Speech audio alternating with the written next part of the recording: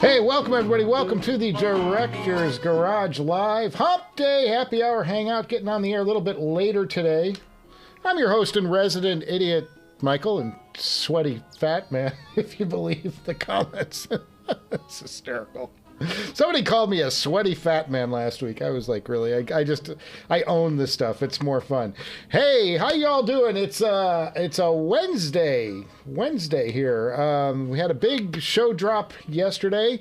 I hope you all saw it. A lot of people did. It's a good thing. Rocking the Dan Clark Audio Expanse today. These are for sale in the Director's Garage sale. Comes with a very, very expensive Norne silver audio cable that I've been begged to retool for another headphone, but I don't want to sell this headphone with the short cable that it came with only. So I'm upping the value with that sale, and these will go to somebody. But they're color-coded. It's beautiful blue. It matches the blue of the headphone. And these are for sale in the Director's Garage sale down below. You can always email me at, hang on for it, directorsgarage@gmail.com, right there. You can also send us your home pics of your rigs at home, because we've been showing those off every week. We try and do a couple of those. A little dark today, aren't I? Wow, look at that. I'm looking a little dark. Is it me? Have I gone to the dark side? Let's give you guys a little more, just a little more zhuzh. What do you say? Get the little uplight brought up a little bit. It's getting darker outside, so maybe that's the problem. Hey, so there's that. And Dan Clark is the subject of the week, I think. I'm going to talk about some other things, too. But Dan Clark is kind of the topic of the week because of, wait for it. Oh, Audio 46, why do you do this to me? I love Audio 46, as you know, but here. Because of these right here. Pro, go. The Dan Clark Audio E3 closed back planar headphones for sale. $2,000, you get yourself, some reviews have come out. Some people got sent early versions. I did not. But, you know, I'm not bitter. Just kidding. Yeah, but these look striking. I don't know. I don't know anything about them. They are probably, they've got more of this meta material. They're going meta crazy over there at, oh, I can get rid of the key, can't I? They're going meta crazy over there at Dan Clark Audio. They're putting this material in all of their headphones now. And I don't know. I don't know enough about them, but there you go. That's what they are. They've got very similar headband. Maybe if I bought the E3, I could keep the cable because it would match the E3. No, I don't know. I don't have much of an interest in these. I am happy with the with my Meze Lyrics for a closed back, and I also have the Sennheiser HD-820, which I was just talking a little bit ago about maybe putting up for sale, because I need to start moving some product out of here. I've got too much stuff, boys. Too much stuff. Cheers, everybody. Happy Wednesday. I hope the week is treating you as well as it is me. Happy to get that episode out. I already shot the next episode. It's going to be featuring Ryan Dietz of Modhouse. Sent a box over here. Opened that last night. Got a chance to check it out. I'm going to show that one off next week. It'll be on the big show. What else have I got? Oh, Patreon. You guys have, I had a couple of people asking even last week about, you know, what are you going to do about the YouTube streams? Well, I did finally get a Patreon page up. It's in the link below. It's in the comments below this video. And you can go over there, and the idea is for $5 a month, we'll try and do a couple of streams on Zoom if you're into it. And if you're not, that's fine. It's just an idea I had. I don't want to do it for free, number one, because Zoom is going to cost me an account. I have to get a monthly subscription to that. And then the other issue is I don't want it to get a lot of trolls in there. And I think if people are paying for a ticket to be there, it'll keep the guys coming in and just screaming their head off about anything because they hate me. So that's Patreon is up. And then I added, there's one tier that I added if you wanted any consulting on video stuff. I'd be willing to help you out with a project, but it's going to cost you an obscene amount of money because I'm not cheap. But it was a thought that I had as a way to get some funds into the director's garage that are sorely needed. You don't feel obliged to do any of it. This whole channel's an experiment, and Patreon is really on the fringe of the experiments. But if you were into it and you wanted to try Zooming, we could do a month of Patreon and get everybody over there into a Zoom meeting. And the thing I like about that is that we'd have two-way cameras and we can show off our gear and really demonstrate stuff. We're also out of YouTube land, so music is not a problem. As far as demoing gear, we're in a private Zoom. The copyright police won't come after us for stuff. So that's also a possibility too.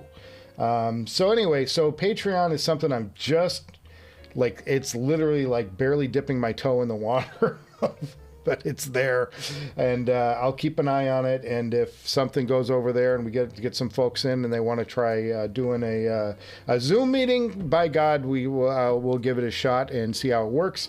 And if it sucks and if it doesn't go, it's $5, and we'll kill it the next month and do something else. But it's something that I've been intrigued about, and I thought it would increase the interaction between us. Whereas I'm not just sitting here talking for an hour and a half. We can hand the floor over to somebody else and let them talk, and it's not just me. And hopefully we get some, if we got a Ken workshop, a Ken over there, and some experts in, they could really advance the discussion far more than I'm able to, because I've got a pea brain. Just kidding. But we laugh because it's funny. We laugh because it's true. Other than that, what else is going on? I want to talk today a little bit about gain staging, and we're getting some folks in, so now it seems like a pretty good time to get into a major subject. We'll get into the chat in just a bit. I see Ken's chimed in, but a couple of folks have been able to jump into the chat. But get your comments in there, and then we'll go through them. We'll roll through a bunch of them because it's better when we got a bunch of folks, a bunch of comments. But one of the things that the Zahl, now I've had the Zahl actually, Zahl. What do you say? Do you hard the A or do you soft the A? What do you think, boys? The two Uber things. The two dots over the A confuse the hell out of me, and I've never taken any German, so I would say I've been calling it the Zahl. I'll call it the Zahl, and I hope that whoever is in charge over there doesn't take offense to it. I mean nothing but respect. They make great gear, and I bought one, so maybe I have the right to call it whatever I want. I'll call it the Schlabelbatzer. The Schlabelbatzer 8000 is now the new amp at the director's garage. Thank God. Wow, I've got some emails chiming in, but they're not from you guys. They're from other things. Around this time of year, your email goes nuts 24/7 because everybody's got a sale and everybody wants to tell you about it, and they all think you ought to be on their team. But so I did get this Zahl in about three and a half weeks ago, roughly. It came, and I shot that video that I put out yesterday. It was shot earlier in the sequence. I kind of did a little TV trick. Sometimes you just flip stuff around, but I wanted to get it unboxed so that I could evaluate and get ahead of the curve a little bit. And had I waited until and done it in sequence and done the IEM episode and then this, it would have been, it really would have been sitting around for a long time gathering dust. Pardon me. Burping. Cheers, folks. Super glad to be here. Super glad you all have come in. We've got good numbers today. I'm excited about that. But so I've had this amp back here for a while. It's been in the background of a bunch of these live streams too. I just didn't have it turned on or anything. You couldn't see it. Along with the Lena DAC, I've been having a chance to really play with it. And one of the things that it brought up was gain staging. And there is so much, there's an art to it, but, or I should say maybe a science is more of an accurate term, but I haven't been gain staging well. And part of that is my DACs in the past have had a fixed output. And the most nominal fixed output line level is 2 volts. This DAC has the option to output 6 volts. And the difference that makes on harder to drive headphones is astronomical. Because what happens is, if you're putting out a signal at 2 volts and you're running it into a lower powered amp, this amp, you know, newsflash, the Zahl HM1, I'll just call it the HM1. The HM1, or the Sklabelblatzer, is a lower powered amp. It's there. You're not getting a ton of horses out of this thing. You put it next to the Enlium, and the Enlium just creams it on power, on pure power. But you can get more gain out of it by upping the input signal, which is the signal out of the DAC. So if you push that to 6 volts, suddenly driving a headphone like the Sesfara isn't a big deal. And what it made me do was start thinking through how I'm preamping all of my signals into all of these amps back here. And the idea is, by inputting a higher voltage into the amp, you can run the amp at a lower gain setting. And this is important because when you think about a signal, an audio signal, right? And I don't have a fancy graph, and I'm not a graph guy, but if say your amplitude on a lower powered signal on a 2 volt is here, right? And you're jumping it to 6 volts.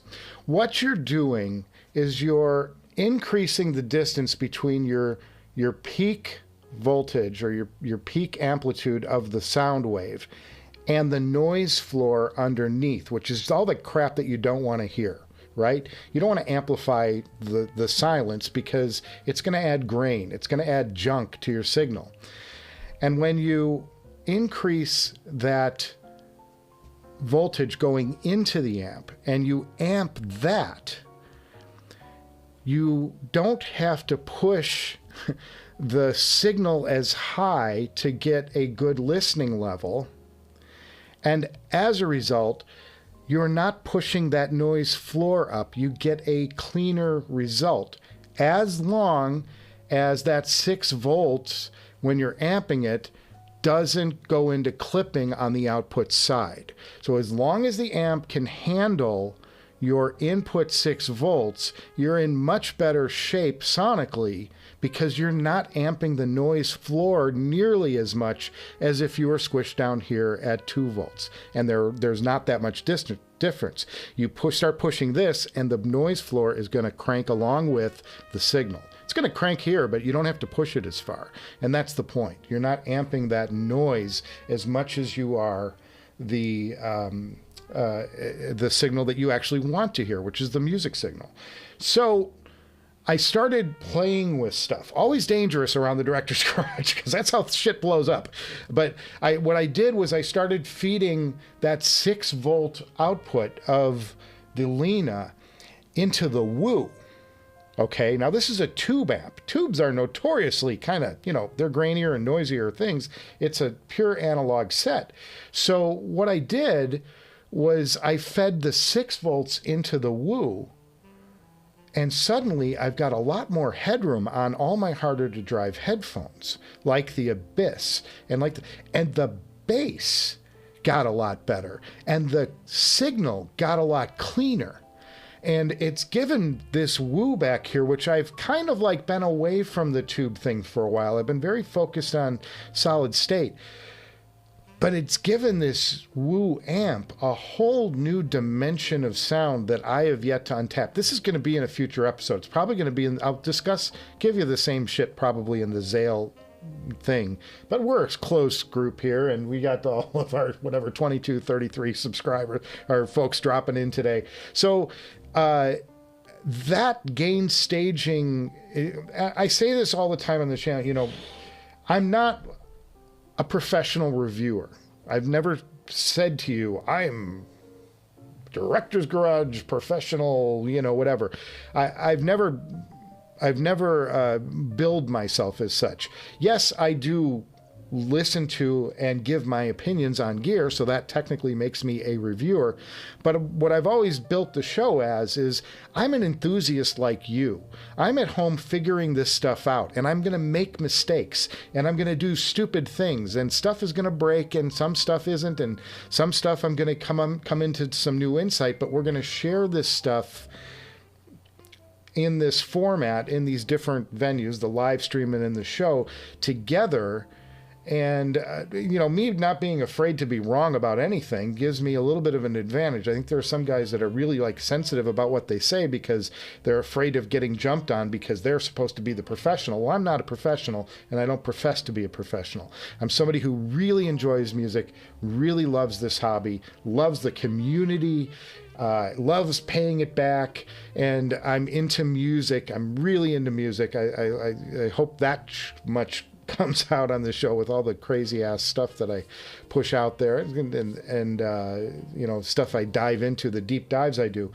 But I'm an enthusiast first, and that to me, I think, gives me a little different take and a little more leeway and freedom. And some of the guys that want to chime in, well, you're just, you know, you're supposed to be a reviewer. I'm like, well, I'm really not. I'm just kind of a guy doing a thing and sharing it with you guys, and hopefully sharing it in an interesting way and in somewhat of a funny way. I do think we take this hobby too seriously a lot of the time, and we need to kind of relax and like go, come on, guys. It's, you know, some of the stuff we hype up is really probably not stuff we necessarily need to hype up. It's just fun to do it, you know. But let's admit that we're having fun here more than like gaining ground anywhere. So that was the result of that is the gain stage stage discussion that and theory that I started reasoning out to myself and experimenting with, and I'm getting results from it, which I find rewarding. Anytime you know, I have a piece of gear here that I've had for a long time, like the Woo, which ain't going anywhere. I could never sell it for anywhere near the money that I have into it with the tubes and that. Anybody would be stupid to buy it from me. So it's going to stay here for a long time. And it's just a beautiful amp. I mean, it's a gorgeous looking amp. I've got no problems with it. It's just, you know, I can't jump up to the WA33 or any of these newer higher end amps, the WA22, because it doesn't make sense for me to do that, or 23, I guess it is. It doesn't make sense for me to do that when I've got this, you know, it is a world-class amp. It's just not the top of the top anymore. And it's got all the caps in it and all that stuff. So, but to find new ground on it that I can explore and use with some harder to drive stuff I haven't really tried. It's always been a good amp for the Abyss, but it's actually helped the Abyss get even better. By the way, have you noticed that the sound is much better today? That's because your director went and did this over the weekend. These are 3 20mm fans that were stuck in all of the Blackmagic gear, and they are the loudest SOBs on the planet. And all they do is, yeah, they push some air through the units that it probably doesn't necessarily need all that much, but the noise, and it's right underneath the microphone. They used to sit right here. And I went in this weekend, I ripped all these fans out. You can see the wires cut, and I replaced them with quieter fans. Now, the quieter fans aren't as efficient. They don't have as much airflow, but it's going to be good enough. I have enough other YouTube folks that I've tapped telling me that, no, you're going to be fine with the quieter fans, and it's going to make your productions a lot better. So I went in and I cut, there's 4 wires each go into each of these, and I did a whole bunch of soldering this weekend and heat shrinking, and did a whole surgery on all of my components down here with the quiet fans, and I hope to God that it's making a big difference in the sound of this episode of the live stream.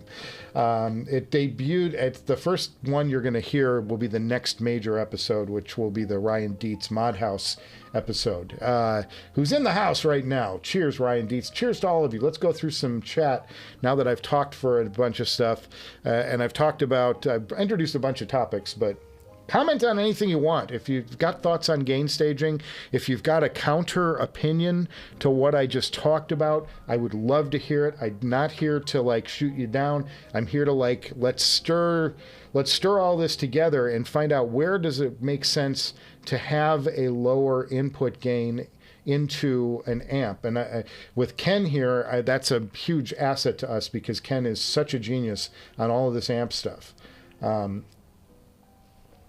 All right, so we'll go through the chat. Ken chimes in first. Afternoon all, looking forward to hearing about the new amp.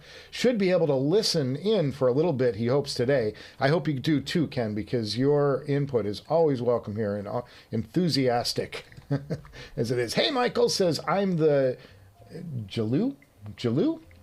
I'm the J. Lou? Well, cheers to you, my friend. You're new to the place, and anytime you come in and you're new to the chat, we raise a glass to you across the world. We have folks in every country, on every continent watching this, and we all raise a glass at once to you. I hope you get the good vibes. From a toast to you. Can't wait to hear my view of the Zahl HM1. I'm going to call it Zahl now because somebody said hard A, so I'll call it the Zahl. But forgive me if I slip back to Zahl. I'm from Chicago. Everything's with an A. But yes, and it's coming. It's going to be. You'll get a little taste of it when I do the Enlium review, which will be in 2 weeks, probably, maybe a little longer. I'm planning on doing the Mod House headphone next episode, and then we'll do the Enlium review after that. You'll get a little bit of that because I am going to talk about the differences between the Enlium and the Zahl. The Enlium has to go back at some point because it's on loan from Audio 46, and I've had it for a month, and that's probably the longest I've had anything from them. And I feel bad about it, but at the same time, it's giving me a lot of content and a lot of use, and it's not sitting here dormant. I'm actually doing stuff on it, and I keep plugging Audio 46 every time I talk about it, so they're getting some hits off of it, I hope. And that's where you can buy the Enlium 23R if you're interested. Shameless plug. Yeah, it's here. I have to get this back, though, so I have to get that review out in a timely manner. And then I've got another amp on the back end of that. It's a more affordable amp. And I don't know exactly which one it is, but I know where it's coming from. So that's going to be exciting. We're going to do another amp before the end of the year. We'll have another amp What's in the Box episode. But I'm going to get the full review of the Enlium out because I've been writing for that one for a month and changing stuff out and adding thoughts. And what I do is I use my notes app on my computer. And as I'm sitting there listening, and if a thought comes to me, I just jot it into this note thing. And then I arrange that into a script in notes, and then that's what I work the episode off of. So that's my process of writing these things. It's just, I'm always adding, and I'm working on any number of scripts at once for future episodes. It just depends on what I'm in the mood to listen to and what I have time to listen to and what do I have time to try. So exciting stuff. But the Enlium, you'll get a little bit of that Zahl comparison in there.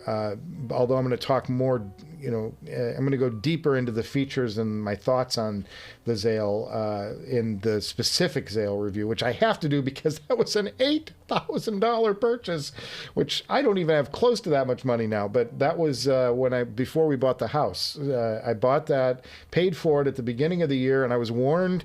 I bought it from headphones.com, which is not a sponsor, or I don't have a partnership, but they're the only U.S. distributor of that amp. So I had to go through them.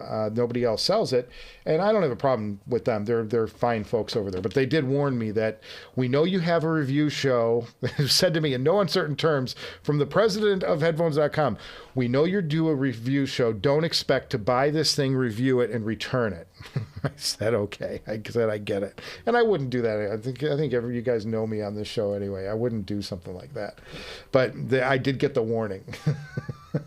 Anyway, Atomic Rooster, who got a headphone from me. What did I send you? I sent you something, Atomic Rooster, from you won something in the giveaway, in the last giveaway. There were 3 things that were not taken, that were not claimed from the last giveaway, which will roll into the next one. And I'm going to add into it the wonderful headphone that I got from the EA1000. And I can't remember the name of the manufacturer. SimGot. We'll get in there, and that's going to go into the next one. That's the one with the changeable tips. That'll be in the next giveaway as well. So cheers to them for donating that to the next giveaway. Hey, y'all. Oh, Siri, you've just got to stop listening to me. Nobody else listens to me. Why would you? Good afternoon, fellas. Christopher Luckenbach, Kevin Jock. Cheers, fellas. Happy holidays, Duramel. Hard A, yes, on the Zahl. Hey, Michael just joined. Oh, you'll do the Zoom thing. That's so cool. Yeah, that's the Patreon thing.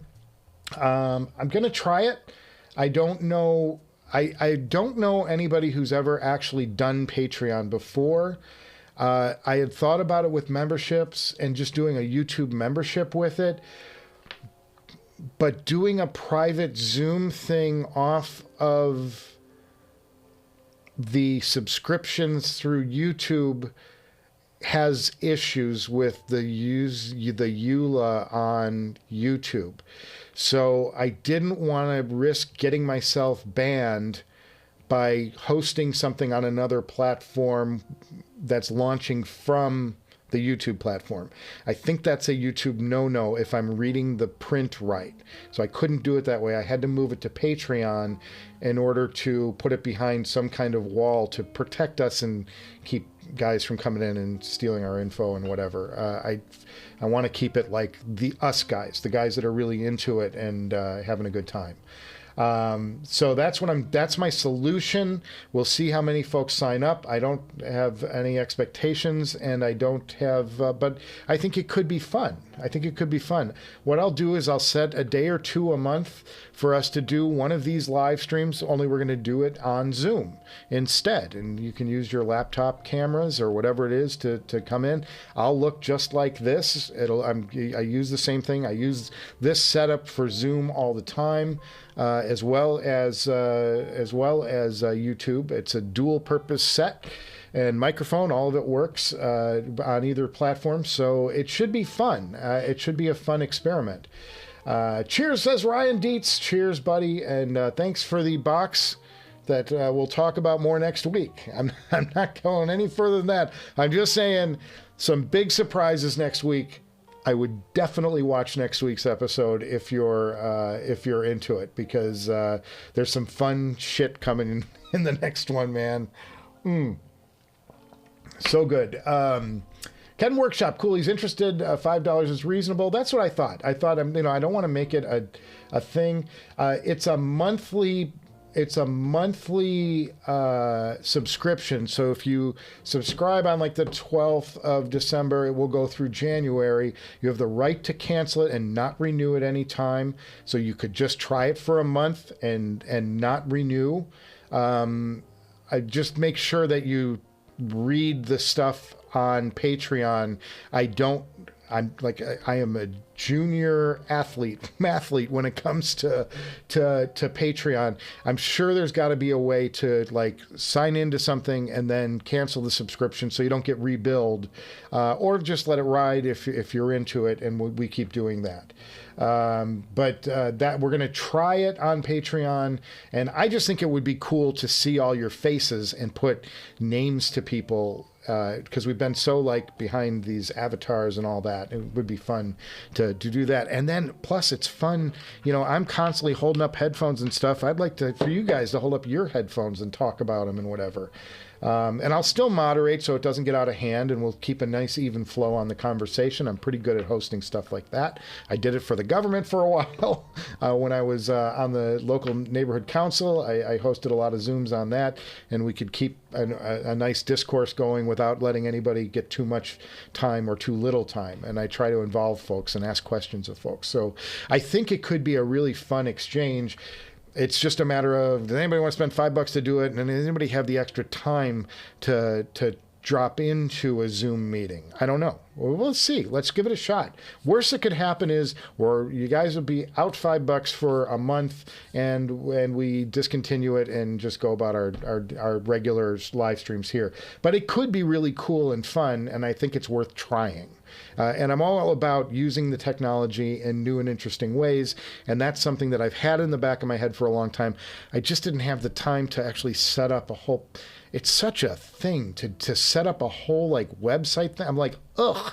If we had 50,000 subscribers on the channel, subscribe and like, I could, maybe afford to pay somebody to kind of monitor and manage all that stuff, and I could just focus on content. That would be great, but we're just not there. And as you know, the YouTube's is paying, about $50 a month on a good month, so it's like I can't quit my day job, and I spend far more in gear than I do get back in revenue. So to keep the channel moving. So, it's a loss leader, this show, as you would expect, and it's the only thing you'd probably settle for on this.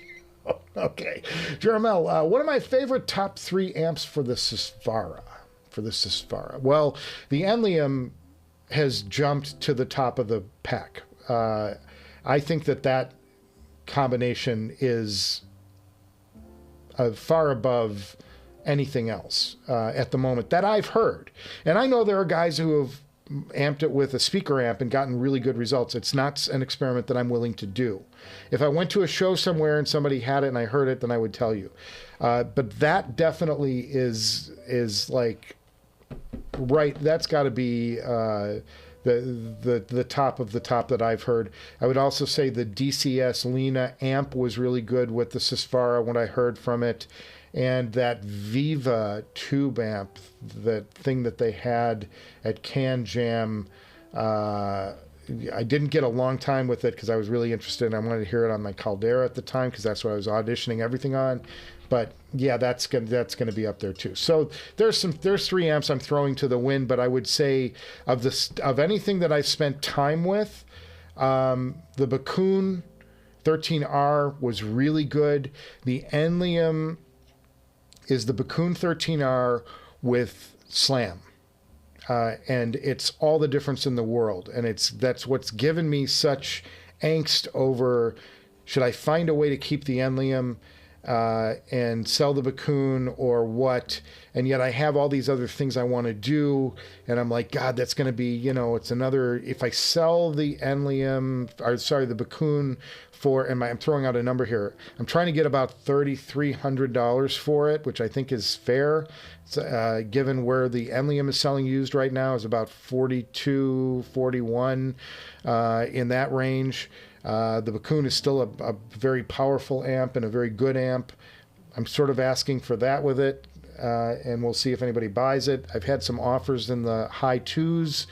And that's putting me 2 under on that amp for what I bought it for. So I don't know. We'll see what happens there. But but the Bakoon is a really good amp for the Sesfara. It just doesn't have the slam of the Enlium, and that's been the thing that really drove me to the Enlium.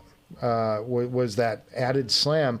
And I talked about this last week a little bit. I think the difference is in the capacitance inside of the Enlium. I was looking under the hood at some photos that were online, the difference between the two, and it looks to me, I couldn't get 100% verification, but looking at the location, size, and what I could read on the outside of the capacitors themselves, it looks like there's higher capacitance, which means that there's more energy stored to be released on demand inside the Enlium, and it's giving you a tremendous bass push on the Susvara. Does that make the Enlium the best amp? No. And that's what the review is going to be about in a couple weeks. There are issues. There are many issues with the Enlium that make it not the best amp. However, for the Susvara, it's about the best I've heard. So there's your teaser for that episode as it's coming soon. So those are 3 amps that I've heard them on. I thought that the OR stack, if you were running the Ferrum OR stack in pure amp mode, meaning you were using the preamp side of it to control the volume, and you just had the OR stack sitting there at top volume, it could do a reasonable job with the Susvara. This Zahl does a good job. It does a cleaner job. This is going to be in the review, though. I probably shouldn't give all this away, but whatever. We're just having fun talking. The Zahl does a good job with the Susvara, but and in some ways a better job, and I'll talk about that in the comparisons. But it does lack that bass, that sub bass slam that is just thumping on the back of the head. Tons of fun. Makes the Susvara a very exciting headphone on exciting music. There you go. Christopher Luckenbach, have you been able to listen to any other DCS DACs like the Bartok? The Apex architecture is supposed to be a significant upgrade. Yes, and I've heard the Vivaldi. I listened to the Vivaldi stack at Can Jam with my Caldera, and it was spectacular. I mean, it was it the tens of thousands of dollars more? No. But it was an improvement, and it was great, and it was spectacular, and I really enjoyed it. I got into a discussion with somebody, I think it was on Facebook. I had a back and forth with somebody about the Lena, and he came in all gung-ho about the Lena, and apparently it was one of those posts where the guy put something up there that he bought, and he thinks it's the best, and so he said, what's better than this? And I listed about 4 or 5 things that was better than that I thought was better than the Lena. And I own the Lena. I mean, you know, I'm a fan. I'm obviously a fan. But I'm like, yeah, you can go to the Bartok Apex, and it's going to be a better sounding DAC in theory, though I haven't put them side by side, but it should be a better sounding DAC because it's got the Apex circuitry in the ring DAC that the Lena does not. The Lena is built off of the base Bartok non-Apex version. So you're getting that trickle-down technology of the Apex circuitry into, and it's supposed to affect a cleaner DAC decode, and then the output stage is where it cleans it up. And the argument was, well, if you add the master clock, to the Lena, it gives you basically the Apex sound. And I'm like, well, no, it doesn't. It's not. You're comparing. You know, you're saying. I'm trying to think. If I put whipped cream on the pie, it's better than the pie. I don't know. I don't have a good analogy at the ready, but it just didn't follow logic at all. I'm like, the Bartok has the clock built into it as opposed to needing it externally. That's why the box is bigger. They shove the clock off to the side, and then he's like, well, the other, the Apex circuitry, the clock will make up for all the Apex circuitry. I'm like, no, it can't, because there is a Vivaldi clock, master clock, that you can buy for another, whatever it is, 30 or 40 grand to put into that it's like there's just so many problems with that. So yes, I have heard. The short answer to your question, yes, I've been able to listen to the other DACs, and they're all spectacular. They're all magnificent. And really, I think the DCS, Mrs. Director in the house, stomping up above. I really think that the DCS stuff is fantastic to my ears. I did get a chance to hear the hollow audio thing at CanJam, and it's not the best listening environment, but I heard the May Level 3, L3, with the hollow, was it the Spring? I forget what the amp name is, but I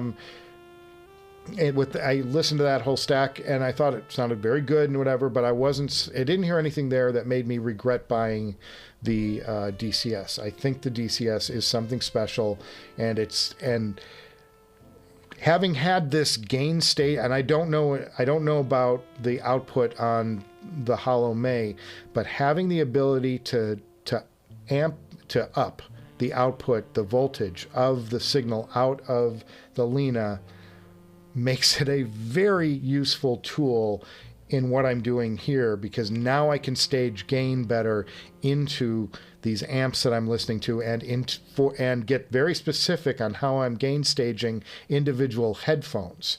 And I'm getting more out of headphones because the gain staging is better than it's been. So yes, there you go. Where was I at? Ken Workshop. Yep, gain staging matters. On cue. I got to that spot. It was almost like I planned it. I didn't. Also, position on the volume pot, especially plastic. Holly is now in the room and tearing up a box. Thanks, Howls. You can hear all that cracking. He loves to tear things up with his claws, but he's got to have them because he's an indoor caddy. Also, position on the volume pot, especially plastic, you have the signal going through a longer carbon trace. Oh, okay. That makes sense. That makes sense. And he's talking about the potentiometer. Ken, you're the expert here, but potentiometer has basically an increasing strip on it, that a contact patch, and as that contact patch gets wider, you allow more signal flow through, and so that makes sense to me. Totally, so yeah, absolutely. Yep, gain stage matters. We did that. Christopher Luckenbach, cheers everybody, cheers. Christopher Luckenbach, glad you're here.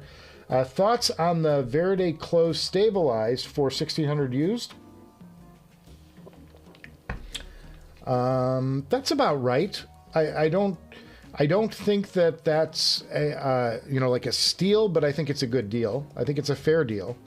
I think that a lot of people get these ZMF stabilized versions, and they think they're going to get $2,600 for them on the used market, and they sit there for months and months on HeadFi. They're just, you've got to have reasonable expectations that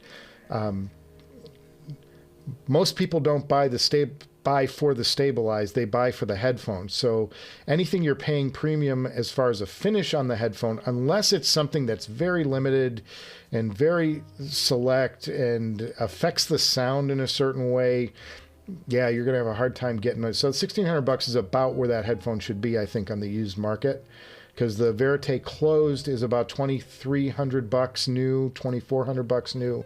And we're allowing for depreciation for that. Yeah, $1,600 is a good price. It's a fair price. I would do that if it's something you want to try. On the other side of it, he had an amp on the distortion. I'm glad to hear this. This is the other side of it. He had an amp on the distortion analyzer that clipped with anything more than 2.1 volts. Some can take 10, though, like the Ferrum Ore. Crank the input gain if you can, though. Yeah, that's where my head is at, Ken, and especially because in practice I'm seeing results, and that's why I brought it up today, because it is something that I'm actively trying around here with my different amps, and it certainly has helped the woo out, give me more dimension to the woo. And it's an amp that I've sort of been a little bit overlooking and all the craze about the solid state stuff. But the woo is back in the main rotation for amps now, because I'm getting so much more from it with the higher gain. Because what I'm able to do on the woo, there are internally on the Woo, there are two gain stages. You have a master low and high, and then you have a gain, a high and a low gain mini toggle switch. And if it didn't weigh 75 pounds, I would bring it over here and show you specifically. Maybe I can do some magic with it in a future episode. But the high and the low doesn't seem to affect noise as much. The main master, it's a big heavy toggle that's high and low. It's a turn switch. That doesn't seem to affect noise as much. The tiny little low and high gain, if you can keep that on the low setting, you want to do that because it's a gain that is just doing nothing but amping everything up to give you more level on your headphone. And to keep that in the low mode is a priority on the Woo. When you click that in, it's pure. You're just doing a pure gain jump that will bring the noise floor up on the headphone in the same in the signal by the same amount.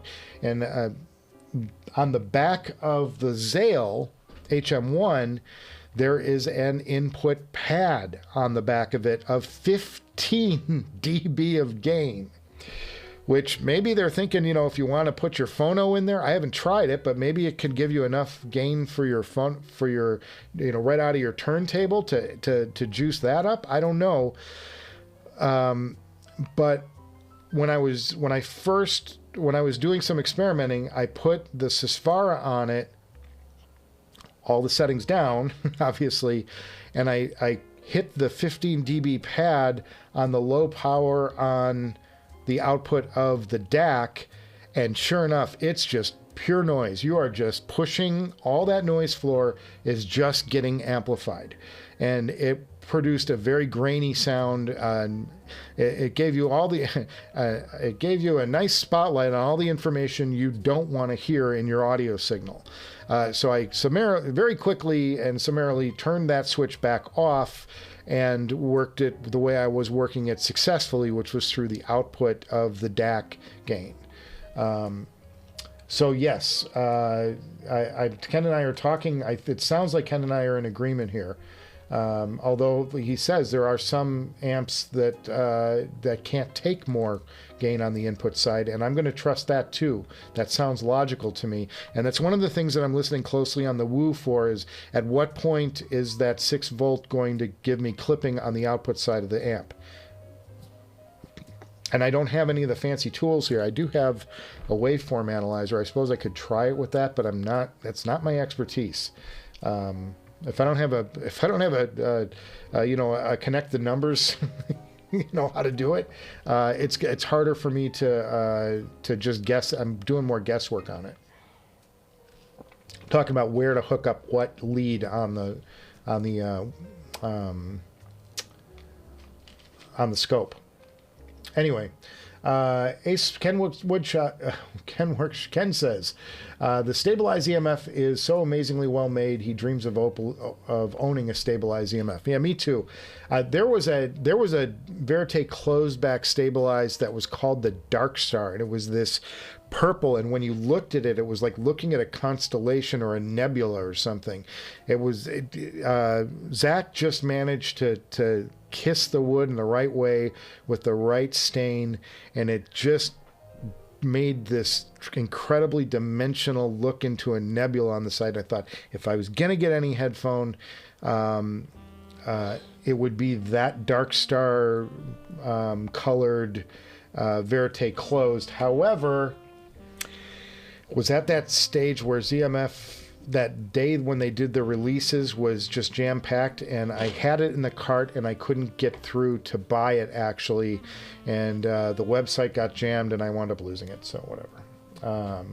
So there you go. Christopher Luckenbach, Ace, if you're not sensitive to 6K, there's a narrow band peak around there. It can be fun off tubes. Oh, you're talking about the ZMF. Very good, very good. And I haven't heard the Verite closed to date. I had the Verite open, and that was a little. That was a headphone that I never got into that much. That's a review I would love to redo at some point. If I ever had another pair come in here. That would be a headphone that I would welcome back to do it. I have more knowledge today than I did. That was like episode 15 or something like that, or 13 or something. And we're on episode 130 something. We're closing in on 150 episodes of this thing, of this little Director's Garage experiment. I have more headphones under my belt. I know what to listen for a little more now. I would love to get a second crack at that review. And appreciate it. Chance D says, cheers, Chance D. Welcome to Wednesday. You're not a professional. That's like hearing the guy that's living with you giving you an anal exam is not a doctor. I guess you could say I'm an audio professional because I work with audio regularly, and I have done mixing sessions and music sessions, and I think I have a good trained ear just from work and what I've done my whole life, but I'm not a professional as far as a professional reviewer. That is definitely not my line. I think a professional reviewer is somebody who makes their living as a reviewer, and I don't. And I probably, most likely, never will, thank God, in some ways, because I don't think it's going to pay as much as my day gig and keep the house and the Director's Garage up and running. But it would be fun if this someday at least, kind of got to the break-even stage. So I'm going to keep doing the YouTubes because I enjoy it, and I enjoy me talking with you guys, man. It's fun. Ace Spades, thanks. Does stabilized versus other woods make a huge sound quality difference? From what I can tell, it's a visual difference more than anything. And there's nothing wrong with that. I have no, there are some people that are like, oh, it's just a visual difference. And like, I'm sorry. Looks and comfort are as important to me as any other aspect of a headphone. If Abyss 1266, they sound great, but let's be honest, they ain't beauties and they are not fun to wear.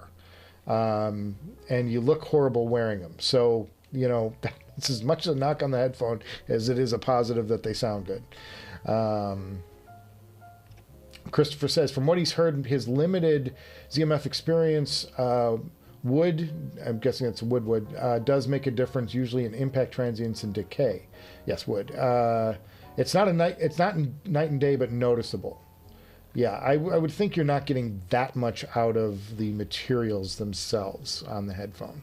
Howdy, HM1 unboxing is pretty interesting. The moment I saw the price and the title, I feared for my wallet. Yeah. Well, I would say this. I don't think the HM1 is for everybody either. I don't think, I think that the sweet spot in the amp world right now, if you're looking for an amp that will pretty much drive anything, I think the sweet spot is like the Ferramore or Burson. That's to me is like, if you're into high-end headphones, that's kind of the sweet spot. You get a lot out of those amps, and they're fun to use, and they're beautiful to look at, and they are easy to use. I think that's kind of the sweet spot. I'm up in the upper air of this stuff, and I'm probably in the absurd level of it. Like nobody, I'm in the like, you really shouldn't do this, but I'm doing it kind of area. I do have specific use cases that I'm interested in the Zahl to fulfill. But one of the things that, one of the reasons I've been trying all these different amps is to find the best Susvara amp. And honestly, the Enlium is the best Susvara driving amp. So I've got a lot of decisions to make around here in the next month or two. It's going to come down to what I can sell. Anybody want an Expanse with a really fancy cable? $1,500 cable on your Expanse, it could make the difference. I'm trying to sell off some stuff so that I have some freedom to make some other moves and get this place to where I want it to be.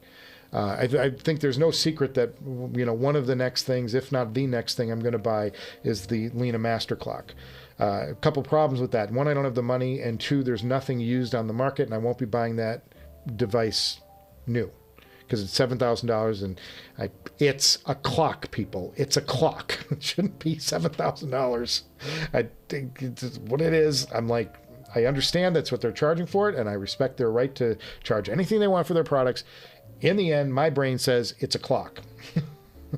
One of the things I've actually thought about doing, and I haven't tried it because I just don't have the time, and it's going to be a major, you know, night of experimentation to be able to pull it off. I have an Apogee timepiece. It's called the Big Ben, and it's designed to be a high-res clock for production audio. And it's a unit that's supposed to be highly, highly, highly accurate. It's got redundant clocks to keep everything, redundant crystals in it to keep everything perfectly in time. It's designed to make for extremely good recordings. I bought it years ago when I was doing a lot of recording at home, but it does do 192 output and all sorts of stuff. I would love to do an experiment where I was feeding that clock into the Lena and see what it did. Because the Lena is just looking for a clock signal. It doesn't necessarily have to be a Lena branded, a DCS branded clock. A clock is a clock. It's sending time signal. So that would be an experiment to try. It's something that I wanted to do, but this timepiece is a full rack wide unit. It's one of these thin things but wide with elephant ears on the end, so you can screw it into a rack. Getting it out and getting the wiring done and all of that is going to be time consuming, and it may not be worth, you know, even doing. So, but it is something that I've thought about trying at one point. Howdy, HM1 Box is pretty interesting. Yes, we did that. Atomic Rooster, yeah, he won the Timeless. There you go, he won the Timeless. But he doesn't think I've been able to ship it yet. No worries, man. No, I have shipped it. It got shipped. Atomic Rooster, email me offline, and I'd have to look for it, but I did ship that a while ago. Oh, but it's good. You're in London, right? And I sent it snail mail, so it's not going to be there for probably 10 days or so. You were the one that was in England, right? Yeah, so I think that I shipped that, but it hasn't. It's going snail mail. It's going to take a while to get there, but it's long gone. I shipped it weeks ago. But I had to send it out for trying to keep things as economic as possible, because I sent something to Serbia. Yeah, I sent one of them, went to Serbia, and it cost me $135. I'm like, I can't keep doing this. I'm going to go broke. So I shipped it out USPS, which is snail mail, and it's going to take forever to get there. But you'll get it. It's on the way. I shipped anybody who won something in the last giveaway either has it or it's on its way to you if you bothered to claim it. Christopher Leckenbach, Egoista 845. I don't know what that is. Jermel, if you put whipped cream on the pie, it becomes a cake. Is that true? Is that the delineation between pie and cake? This is a very important discussion. I love pie. I love me a pie. But a cake is about the spongy thing in the middle. You know, what the filling and the frosting and the whipped cream. I don't think that that's true. I'm gonna counter that thought. Jermel. I love the discussion. Ken Workshop, 13R versus 23R. Googling pictures, yeah, they look pretty similar. I know they have the jet circuitry. They kept all of that stuff. Same output transistors, and yes, different cap value. 7600 versus 8400. Makes me curious what larger caps would do for a 13R. Yeah, it does me too. I don't know if I'd be willing to do the surgery on it because it's a big investment of money on my end. And not that there's a warranty or anything on it. I would need some help with that. It's nothing I would take on my own. But my theory, Ken, is that the difference is it's holding more power and it's able to discharge that power in larger bursts, and it's causing a slam effect on the Sysfara. it's not across the board. I'll get into it in the review, but the Enlium has specific use cases, and there is one headphone that it absolutely does not work with, no matter the power setting, no matter whatever. It just made the headphone sound bad, and it's a major player, and I'm going to save that for the review. I'm 2 weeks away from getting the answer to that. But yeah, it's that's my tease. I got to do some teasing on this show once in a while. They changed the orientation to fit the larger cap, so maybe not possible on the 13R. Yeah, maybe not, but it's boy, that's my big reason to jump to the Enlium, is that I assume it's the caps making the difference on that amp. We talked about some technical stuff today. My brain's on fire. We talked about gain staging. We talked about cap capacitance. We don't do that on the show normally. John Thomas Moulton. I'm going to jump ahead because I love when John Moulton, Dr. John Moulton, I should say, senior audiologist for the amazing Noble Audio brand, is just jumped into the house. And I always say, if you have any IEM, this man knows everything about IEMs and is just amazing. And he's saying that if you want to hear some Noble gear, he's going to be attending the audio show in Guangzhou. That is definitely in Asia. It's near Japan. Okay, definitely, guys, if you're over that way, head over there and meet the guy who designs the amazing creations that are Noble and on my desktop and in my bag constantly. Nothing but crazy respect for John, and he's the one who sent us the XM1 for review, made that available for this show to review, and I've been called a fanboy, John, and all I can say is I'm guilty. Somebody like jumped all over me saying, "You're just a fanboy" in one of the comments, and I'm like, well, yeah, because it's the best stuff. Like, why wouldn't I be a fan of? I'm a fan of ZMF because ZMF makes great shit, and I'm a fan of all this. Anybody who takes the time to make something and build something with their hands. Yeah, I'm a fan. I'm a super fan. I'm going to be all behind that and it also happens to sound incredible. And it's handmade and hand done. I'm like, geez, if you're not a fanboy of stuff like that, what are you doing? What are you doing in the industry? What are you doing in the hobby? I gotta, anybody who steps up and is like Ken, I'm a huge fan of Ken because he's doing stuff at home and building amazing things. Why wouldn't you get behind and support and cheer on somebody like that? My goodness, I'm a fan of this. I'm a fan of this hobby as much as I am, hosting a YouTube thingy. All right, Hipster Cow says, oh wait, the 23R looks like it's got 84 microfarad caps and 7600 microfarad caps. Yeah.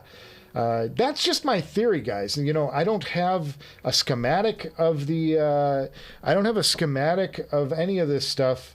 I've just seen it with it off, and judging from the sound of it, I mean, how is an amp, two amps that are basically the same, right? They use the same jet circuitry. They have the same power output. They're both 25 watt amps. How is one giving me this incredible slam when the other is not? And my only thought is there's got to be something inside that's able to send out short bursts. And the only answer for that, to me, knowing in my limited run of electronics knowledge, is the capacitors.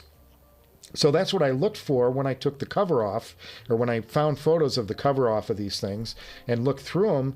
And yeah, it looks to me like there's bigger capacitors inside of the Enlium. It's a taller box. It probably can hold them. And that's where they're getting this extra boost from. And hats off to Enlium for finding a way to improve their amp, a good amp design. They didn't just put a new coat of paint on their old design. They actually improved it, and it's audible. You can hear it. So there you go. Chance D, coming down from the stratosphere for a moment. What's the word on the $700 Aun 17? And shit has a new Molnar for $1,000. Another Molnar in the industry. Just what we need. The most abused. If Noble has a Molnar coming out next week, I'm going to get really mad. No. Everything's a Molnar.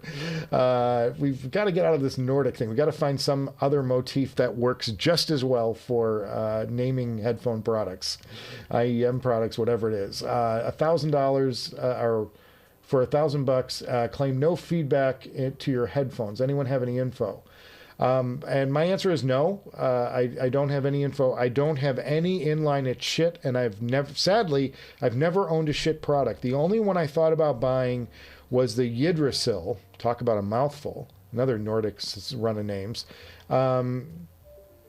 The Yggdrasil, but I never bought the Yggdrasil. I went with the Cord products over the Yggdrasil because the Cord products decoded DSD files natively, and I have so much DSD files here, and I'm a big fan of the format. I think it's the cleanest digital format I've heard, and so I wanted to get into DSD technology, and the Yggdrasil, I don't even know if to this day it decodes DSD natively. It was doing the conversion and then playing it out that way. It wasn't keeping it DSD through the system, through the decode.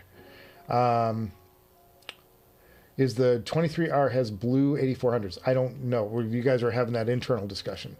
Atomic Rooster says, thanks for the double update. I'll keep an eye out. Yeah, your headphones are on the way. IEMs, fabulous. And everybody stop by and say hi to Dr. John Moulton if you're there, man. Say hello to the legend. I hope he gets to do a show. John, I hope you get to do a show in the States sometime. That would be awesome if you got to a Can Jam SoCal sometime. That would be killer. And if I ever get a shoot in Thailand, I'm going to look you up. Wherever you're at. I've on occasion gone to Bangkok, and I've been over to Hong Kong a few times too. It's not the largest jump from there. So great, man, great stuff, and what a company. Ken Workshop. Actually, you might be right. Hipster Cow having a problem identify which it is. Maybe multiple versions. I am the. Jalou says, you are spot on about the Ferrum Ore being a sweet spot in price versus performance. I think it is. And I think the Burson is right. You know, the Burson and the Ferrum stacks are about the same price. And I think that sonically they're kind of in the same lane. I've had a Burson amp. I've owned the Ferrum Ore stack. They had similar sounds to me. And they're both companies that, Ferrum is a little bit newer. Burson has been doing it for a lot longer. It just comes down to what your appeal is and what you like. But they both make really high quality gear, and the price won't kill you. I think if you're going to go up from there, maybe you start looking at the hollow audio stuff, which gets high reviews. I've only heard it, but I haven't spent a lot of time with it, so I can't get too much of a recommendation or not. But I do think the hollow is probably a step above even that, but how much above, I think that's open for debate. And I think that the Ferrum stack and the Burson stuff that Burson's doing is all very good, and probably, most of us don't need to be spending more than that on anything. And I think that if you have less money, I talk about this all the time. There's an economics, a reality check to those of us who love head-fi stuff and can't afford the top best of the best crazy ass stuff. Shit makes good sounding stuff. Cord has entry-level products that sound really good. Even Noble sells great quality stuff that won't break your bank. Now, it is on the premium end, and I think that you can get better for cheaper, but if you're looking to get into that Noble, like you want to try it, try some of these lower, you know, their entry-level products. They've got stuff at the $500 level, at the $400 level. Their spectacular Mystique, it's a true wireless. It's the best true wireless I've heard, and I've heard a bunch of true wireless stuff, and it's under $500 to get into it. And you get that noble DNA, which is, you know, superior build quality. They really care about stuff like that. And so, you know, there's stuff at every level. Don't just think, well, if I can't afford a Burson, I really shouldn't do it. You know, I shouldn't do any of it. No, get in and spend your time and listen to gear and find out what you like. And, you know, if you're just starting out, I don't think many of the people here in this audience, though, are just starting out. I think most of us have been in this a while. We've been talking about this for a while, and but if you're new here and you're in the audience and happen to be listening and watching this on a playback or something, don't feel like if you don't have $2,000 or more, you shouldn't even bother. Like, there's plenty of good stuff out there. There's good shit stuff out there. There are great amps and stuff available to you. iFi makes great stuff, and you can get into good sounding stuff for less money. I still think that, you know, like price for performance, that break is around that $2,000 to $3,000 range. And although the new Burson, I think, is creeping up even higher than that right now, but it's new, it'll come down in price. All things do. Okay, there you go. Where was I at in the chat? Let's find our spot. I'm going to drink a little while I... Cheers to everybody. John is a fan of ZMF too. Yeah. Because you're both builders. I can totally understand that. You know, I respect anybody that builds stuff from scratch and has the fortitude to step out and say, this is what I'm doing. You know, I hope you like it, and buy it if you want. That's awesome. Ken Workshop, he's also seeing two different versions of the 23R. There was an early version of the 23R and a second run of them, and maybe they changed those components out. Maybe that's one of the things that got changed. I don't know. All I can tell you is what I hear on this one, and it's tremendous slam, and more than the Bakoon. And now you got Ken. I'm wondering if we can get together on a weekend sometime and solder in some higher capacitance into this Bakoon and turn it into an Uber amp, an Enlium killer. Hey, Michael, congratulations on the new Zahl. Awesomeness. Zahl. Thank you. Thank you. It really is a precise amp, and that's the thing that it's bringing that the Enlium doesn't. The texture of the sound. It's those technical categories, imaging, soundstage, detail, speed, all of that stuff is where you're getting advantages, I think, in the Zahl over the Enlium. But the Enlium is trouncing it in things like power and boldness and large sound, you know. All of that. So it just comes down to what you value more, I think, is what it's going to come down to. But we'll do that in the full review, too. I'll talk more about it. For IEMs, a great single driver implementation coherency is an overlooked sound quality. Yes, John and Mr. Moulton and I have gotten into a couple of discussions about there's something to having fewer drivers, because you can get the timing when these guys that do these 18 driver IEMs, I gotta think they're having nightmares having all of these sound waves line up in a way that's pleasing. Because if one of those 18 drivers is a little bit off as it's sending all of that information down tubes and into your ear canal, if any of that's off, it's gonna come out as something wrong in the sound signature. You're going to have something out of phase, and it's canceling other frequencies because it's out of phase. There's all kinds of problems that you get into. And John can speak to that probably better than anybody. But yeah, there's something to having fewer drivers, and certainly I'm sure John would tell you it's much easier to make a headphone with like 2 or 3 drivers as opposed to 10 or 12. I remember hearing about some of the nightmares of trying to get the Sultan, which is my personal all-time favorite IEM from any manufacturer, getting the Sultan into a custom shell that wasn't the standard, forged shell, that aluminum shell. They were having nightmares, I think, trying to get all of those drivers shoved in and positioned.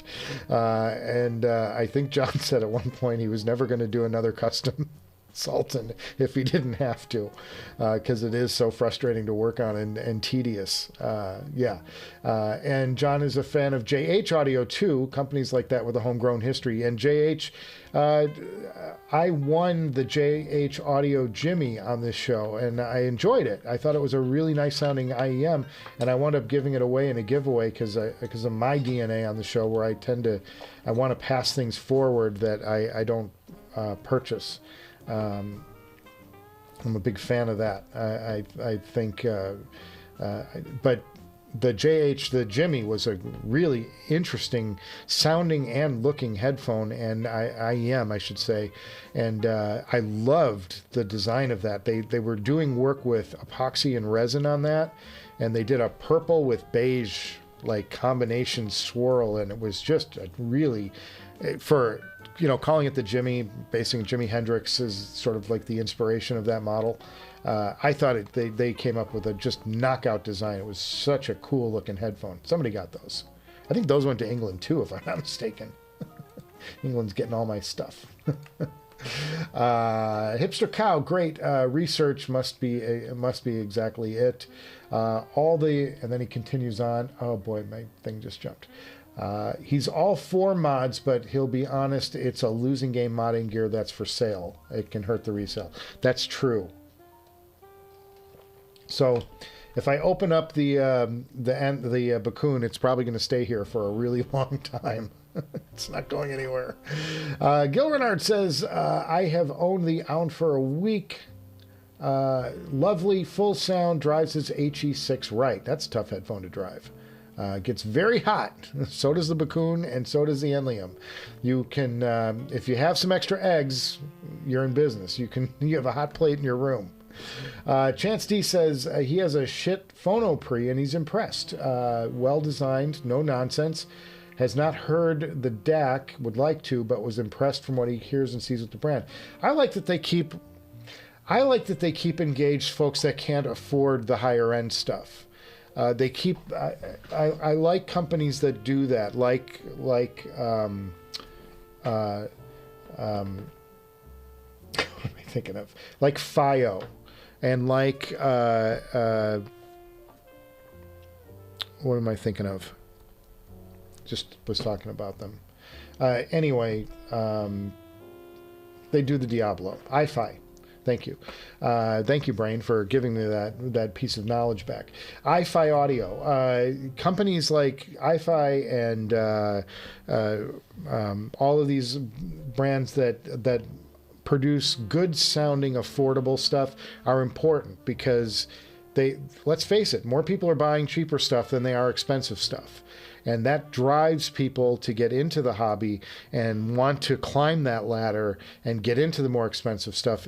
It's, you've got to have these feeder companies down below that get people interested and go, wow, that sounds amazing. And it's only that much. What does the next thing up sound like? And what does the next thing up sound like? Because that's what gets people into the higher end stuff, which is where I wound up. And I started with a WA6, which is Woo's entry level. Well, their second tier. They have a WA3. I got the WA6, and that was my first amp because I wanted the sound of a tube on my headphone. I got the tube roll on it, and it got me into bigger and bigger things. And to the point where I'm doing a stupid show on YouTube, and I've got tens of thousands of dollars worth of gear behind me that makes me sweat when I think about it. Cheers, everybody. Woo! Ace of Spades, he has the Manny, and has been playing with the Skull. Seems like a nice unit for the price. Yeah, having gain via remote that can be used for MC or MM, that's the type of phono cartridge he's using. Very helpful for staging, actually. Yes, gain staging. I'm using, for my phono stage, I've got this Macintosh, which is highly tunable. You can really dial in your cartridges through the settings on the Macintosh. That's why I got it. I originally wanted to get the 1100, which is this is the MC20, no, the C2600 tube preamplifier from Macintosh. And they made a 1000, which was basically a phono stage only version of this. And I was going to buy it, but it was sitting at $8,000. And I was like, that's just, well, I luckily paid $2,500 for. It was a new old stock. They had just come out with the 2700, the C2700, and a guy in Chicago said, well, I'll sell you this one. It's a new one in a box. I'll sell it to you for $2,500. And I don't know that I've seen the C2600 anywhere under 4,000 used. Not that I'm looking to sell it, but it was a heck of a deal. He was trying to talk me into their anniversary amp, which was the C70, I think it was. And it was a hand-wired, hand-built, but that was a case where I let looks get ahead of what made sense sonically.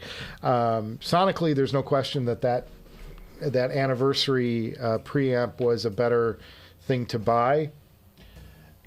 But I wanted the blue meters. Shamelessly, I wanted that, boys. And I was willing to accept.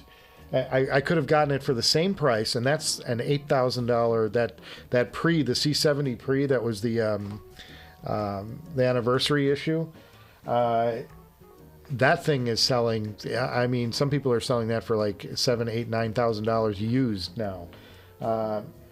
But I wanted the classic Macintosh look. I'm like, I'm paying $2,600 for this thing. I want the Macintosh look, and the anniversary unit, although technically better, didn't have the faceplate, the classic Mac faceplate that I so desired. So I I accepted a lower sound quality for looks. Very superficial of me. So fun.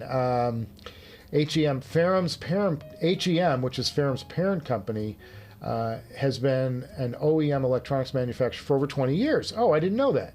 They decided to start manufacturing their own designs a few years ago.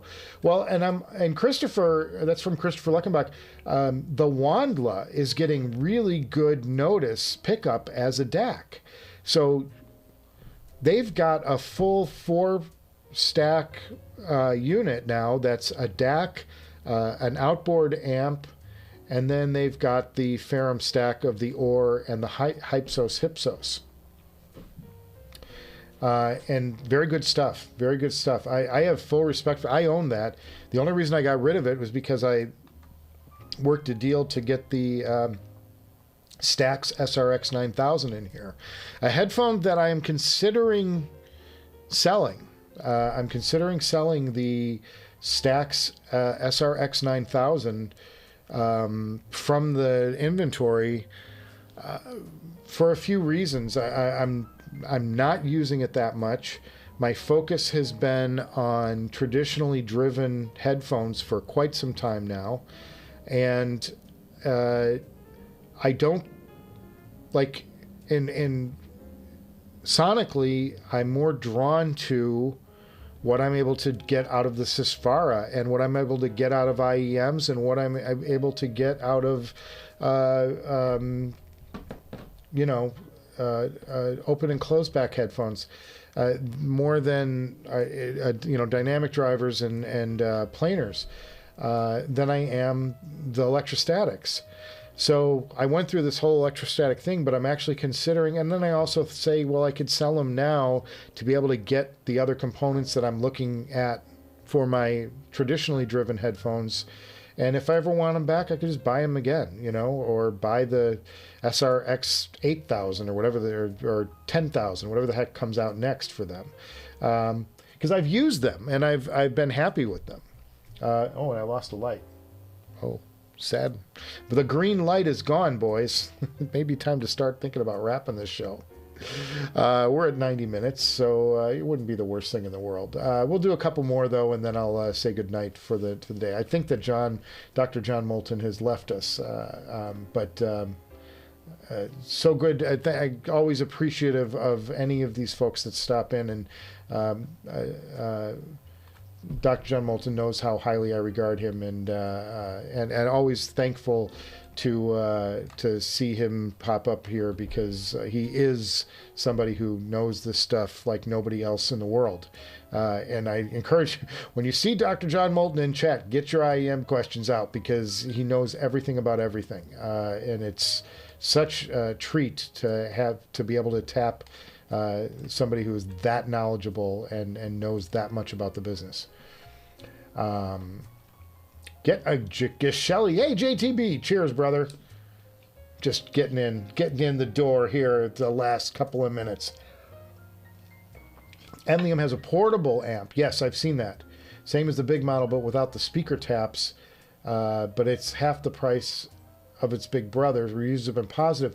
Chance, I'm just wondering, though, because we've been talking about the capacitance of the 23R, that unit is significantly smaller, and I can't see them fitting the same size capacitors in that smaller form factor.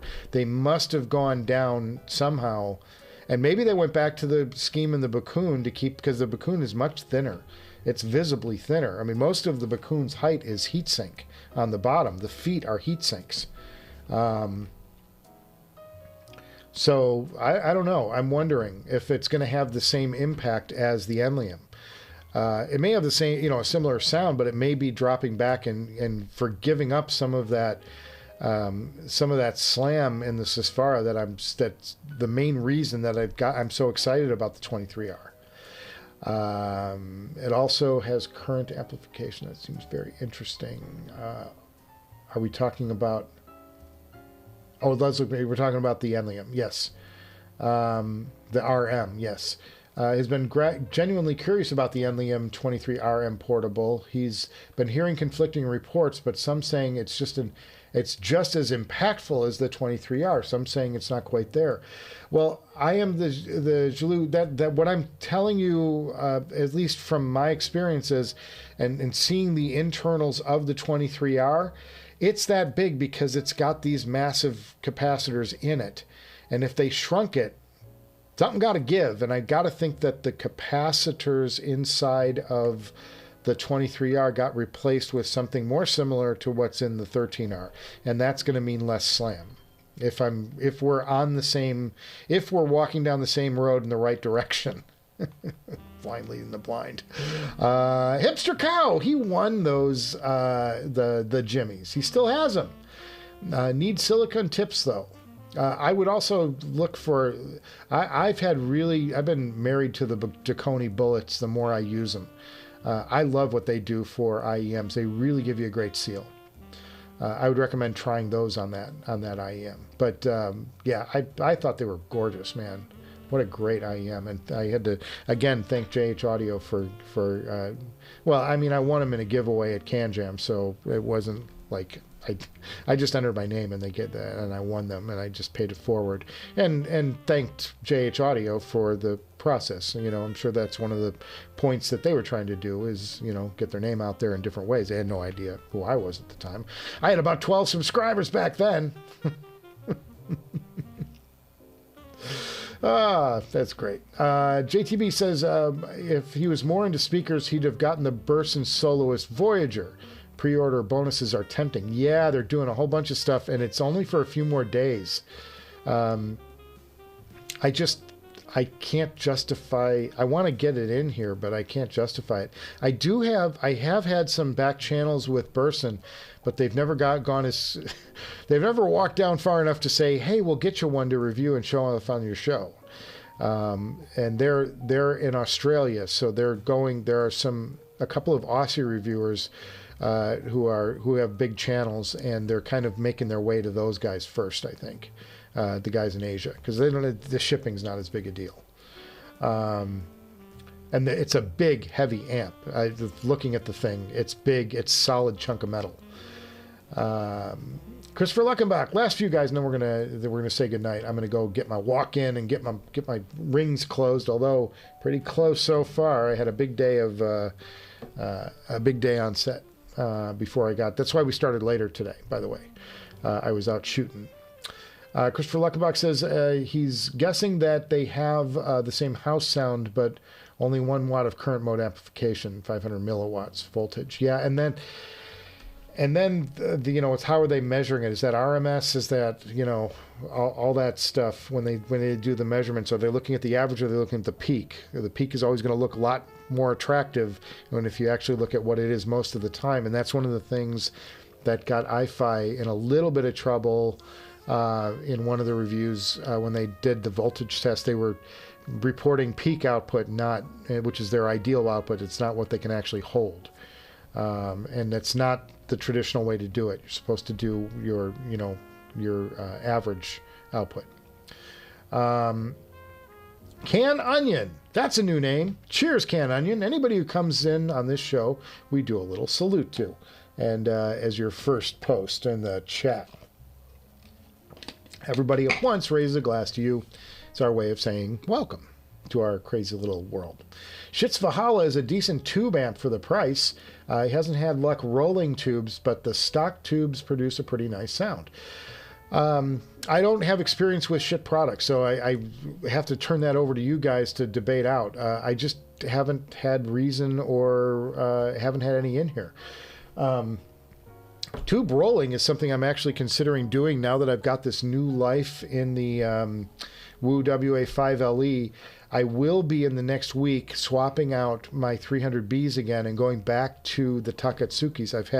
I've been running the Western Electrics in here for a couple of years, but with new life, it makes me want to do a little bit of tube rolling and see if I can find some edges on sonic benefits that I wasn't able to hear under the prior setup.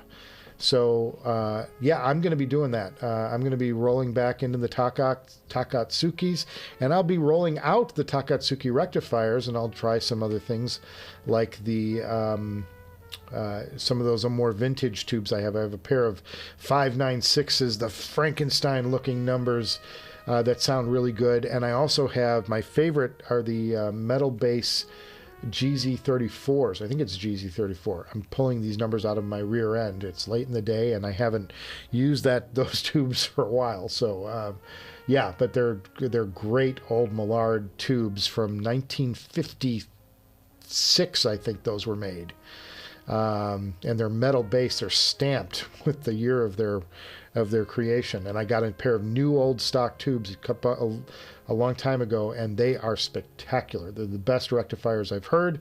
I just happen to like the look of the larger tubes in the amp. But another sacrifice I made for looks over sound quality. Crazy.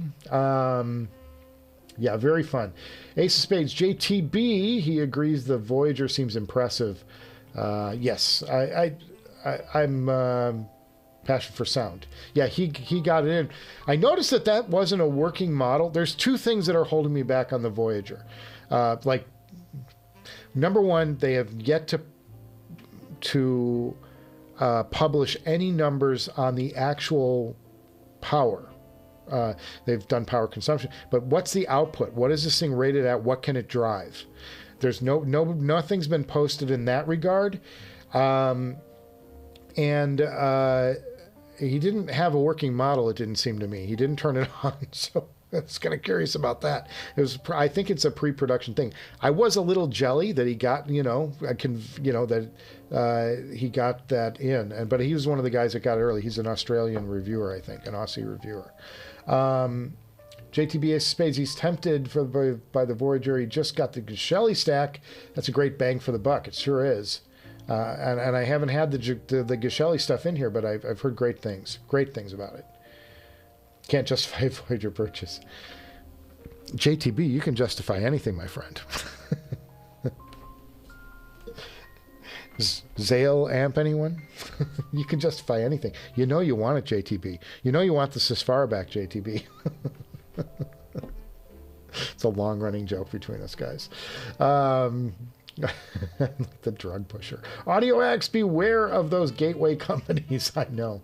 They really are, man. They are, but it's so fun. It's so fun. To happy holidays to all. Yeah, I'm going to start winding this down. Let's go to the goodbye music. We had a great stream today, man. Dr. John Moulton, we had Ken Workshop in the house. Always good to see and hear from those guys who are out there on the front lines making stuff and trying it out. Ryan Dietz was in the house. He's part of the Mod House team. We're going to have a Mod House headphone in here next week. That's my next episode. I have shot that episode. I started laying it out last night. Got a ways to go. It's still in its infancy, but it will be probably on the shelves next Tuesday. Check your local grocer for YouTube material. Looking for my music so I can get to the goodbye music. Really enjoyed today, though, and talking about actually substantive. For a change, we did some substance on the show. And talked about gain staging and some important things like that, and capacitance and amplifiers. I never cover stuff that's that technical, man. I'm glad I had some help along the way, too, from you all chiming in. That's great. Chance D, happy holidays to all. Remember, there's only 19 shoplifting days left to Christmas. Don't stay away from Audio 46, you shoplifters, and head over there. Also, if you're coming in late, down below, link to the Patreon. We are going to do it's an experiment. It's in its infancy. If you're interested in getting on board with Patreon, there are some subscription levels down there, just like a thank you level. But the $5 level, we're going to do a Zoom where we're going to get to see and interact with each other. If you're into it, don't feel obligated by any means. It's just something I'm trying out.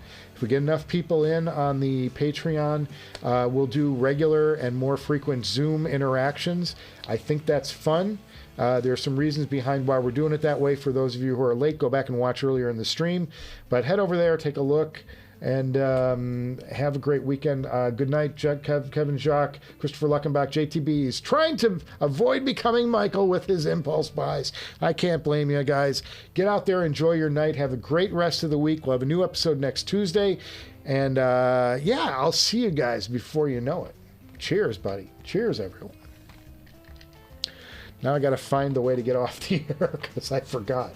It was so long. This is such a long stream, man. Enjoyed it, though. Cheers. All right, on our way.